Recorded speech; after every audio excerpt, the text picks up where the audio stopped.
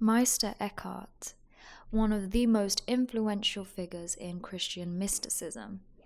Born in 1260 in modern-day Germany, Eckhart was a Dominican friar, theologian, and philosopher whose spiritual insights have echoed through the centuries. His teachings were considered radical in his time, but they emphasized a direct personal experience of the divine that bypasses the need for intermediaries or dogma. In this lecture, we're diving into the mystical teachings of Meister Eckhart, ideas that continue to inspire spiritual seekers across the world. Would like to also point out I lost the clip to this microphone, so I will be holding this throughout this lecture.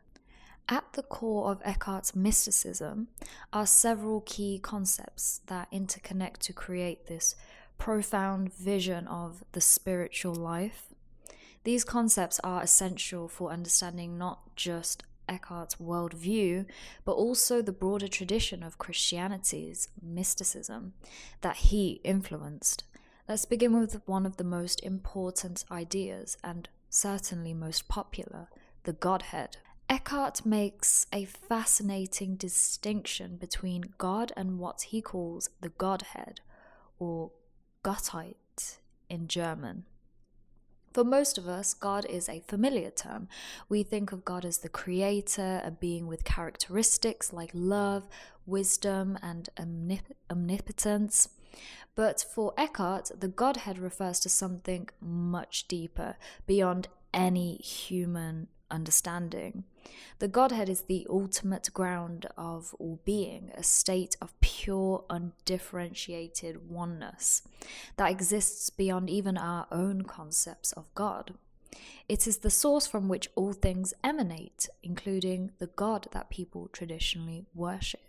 Now, this might sound familiar with other spiritual practices from different religions, such as Brahman, Allah, this idea of a one divine reality. Eckhart described this profound reality as an abyss of divine mystery, a place where distinctions, like those between God and creation, cease to exist. It's an idea that challenges conventional religious thinking, but also aligns with the mystical teachings of other spiritual traditions, as mentioned, such as Sufism, Buddhism, and Vedanta, which also speak of a formless, all-encompassing source. Detachment. A central theme in Eckhart's mysticism is Gelassenheit. I may have pronounced that wrong, but detachment. But what exactly did Eckhart mean by this? For him, it wasn't just about renouncing the world or shunning all earthly things. And that's often the case in spirituality as a whole. That's never what detachment truly tries to encompass. It's instead a deep inner freedom from the ego and all personal desires, and not being chained by them or slaves to them. It is an invitation to let go, to release our attachments to material things, to our own opinions, and even to our personal image of God. Eckhart believed that in order to truly experience God, we must empty ourselves of everything, even our attachment to spiritual rewards such as heaven or divine favors. He famously said, "The more we let go of ourselves, the closer we are to come to God." In this state of radical detachment, the soul becomes a pure vessel, able to receive the fullness of God's presence without interference. This concept is very interesting to me, especially with this attachment to spiritual rewards. In Abrahamic religions, we're taught that if we do good things, it's because we are promised heaven, spiritual rewards in this lifetime, etc. But that can sometimes also defeat the purpose of doing those good things in the first place from a pure source. So it's definitely something worth questioning for. The inner path to God. For Meister Eckhart, the path to God wasn't something external, or he didn't believe that spiritual fulfillment can be found through ritual alone, or even through outward devotion. Instead, he taught that the journey to God happens within, in the depths of the human soul. He urged people to turn inward and discover God not as a distant figure outside of them, but as the divine spark already present within them.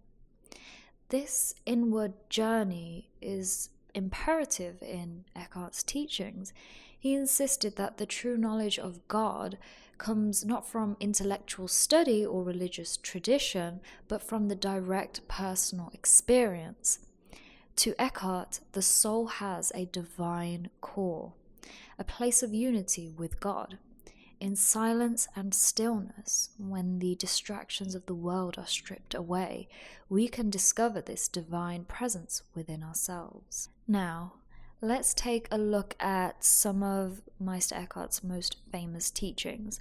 His sermons are filled with powerful knowledge and insights that encourages us to think or rethink our relationship with the divine. God is within. In one of his sermons, Eckhart famously said, "The seed of God is in us. Now the seed of a pear tree grows into a pear tree, and a hazel seed grows into a hazel tree. The seed of God grows into God." This teaching is striking because it suggests that our soul contains within it the very essence of God, like a seed waiting to grow and unfold into its divine potential. What Eckhart is expressing here is the idea that we don't need to look outside of ourselves to find God. The divine is already within us, and through the practice of detachment and inner contemplation, we can realize this truth. The eye with which I see God is the same eye with which God sees me. This quote encapsulates one of Eckhart's most profound insights, the unity between the human soul and God. It points to a deeper mystical truth that there is no fundamental separation between the self and the divine. When we perceive God, we are not just observing something separate from ourselves. Instead, we are participating in the same divine consciousness that sees and knows itself. To Eckhart, this was a philosophical idea, but also an experiential truth that could be realized, of course, through deep spiritual practice and contemplation.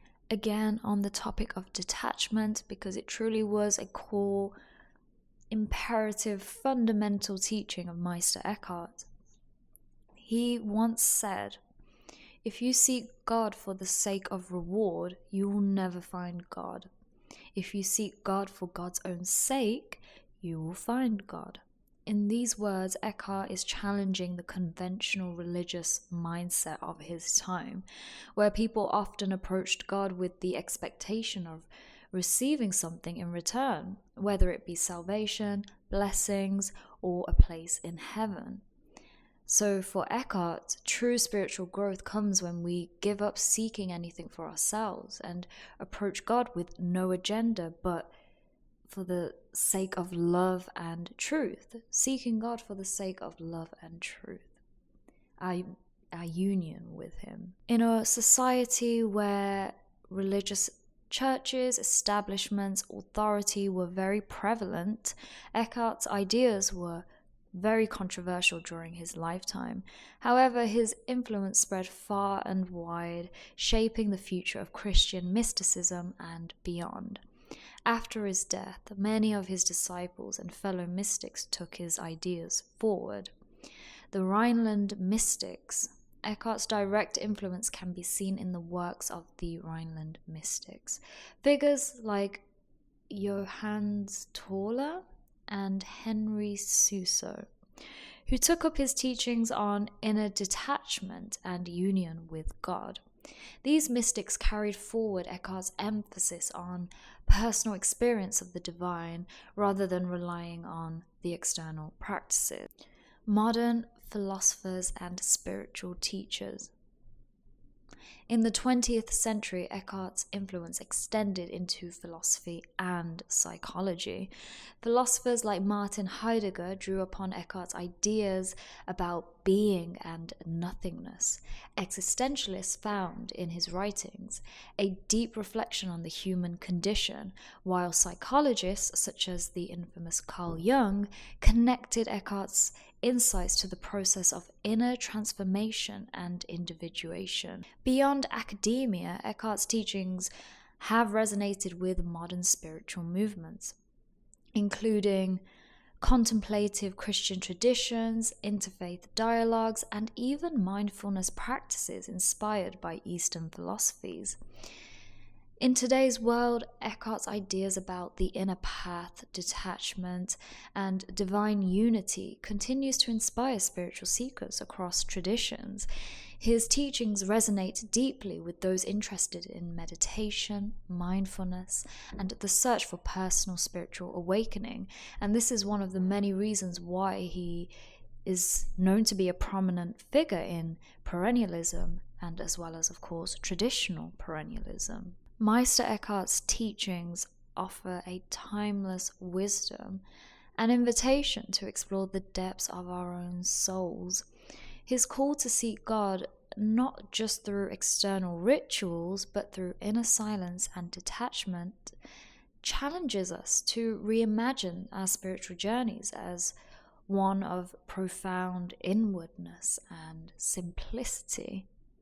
In societies where we are filled with distractions and endless noises, Eckhart's wisdom encourages us to let go of our attachments, to quiet the mind, and to rediscover the divine spark that was already residing within us. As relevant today as it was in the 14th century, Eckhart's message challenges religious boundaries and speaks directly to modern seekers from all walks of life. Whether you are Christian, part of another spiritual tradition, or simply someone seeking a deeper connection to the universe and the divine, Eckhart's teachings is definitely one of the most profound place to start, as it invites you to experience the divine not as something distant, but at the very essence of your being. It is very much a perennial wisdom.